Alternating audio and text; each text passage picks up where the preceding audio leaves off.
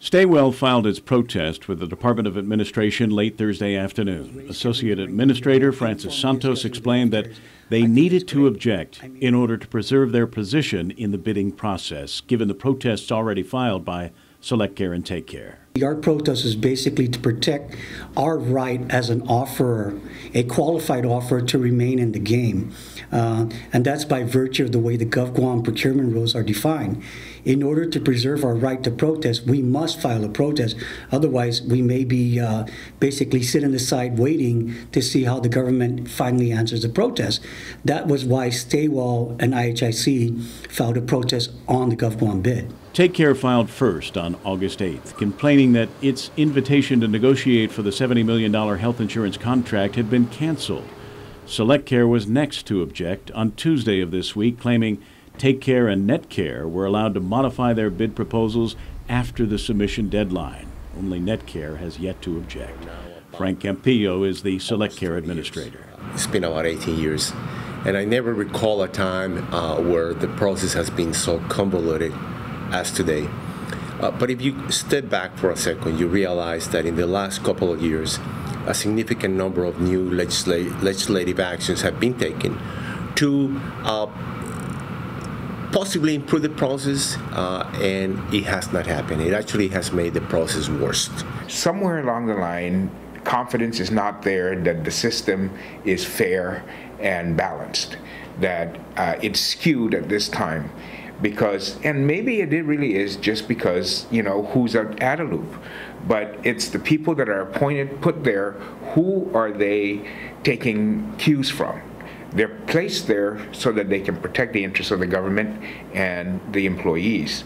Are they now switching so that because is it now switched to who they work for versus, you know, in terms of who appointed them and placed them there?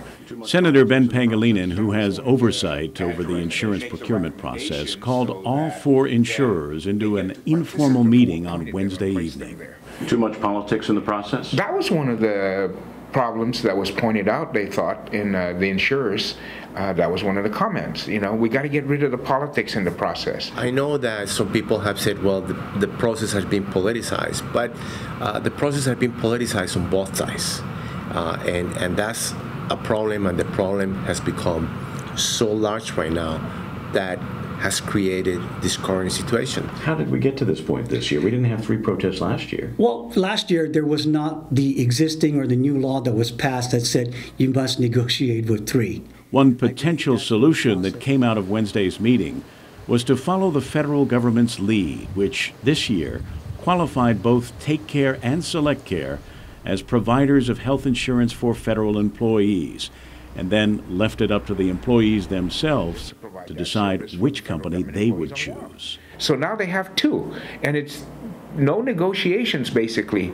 The federal government says we have qualified 2 companies. Qualified 2 companies. This is our benefit schedule.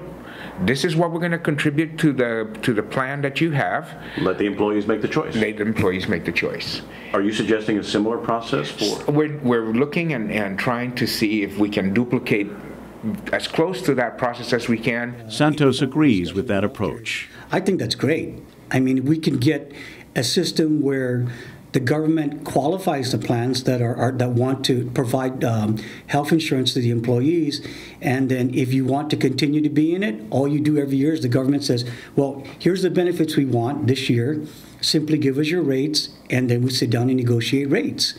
Instead of going through this whole qualification process and evaluation process based on scoring it just makes the process too cumbersome. But SelectCare's Frank Campillo prefers a return to the way it was last year. What's the solution? The solution is to go back to the process that they had before. I think that insurance companies will tell you that we would not like to be in the situation where we are right now. At the end of the day, it's something that doesn't help anyone and makes us spend money that we don't need to spend, and it's unnecessary. The process was working in the past. Negotiations for a new health insurance plan have been suspended. The current plan expires September 30th.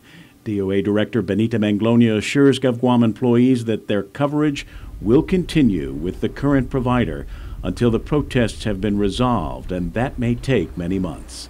The current provider is SelectCare. Kevin Kerrigan, PNC News.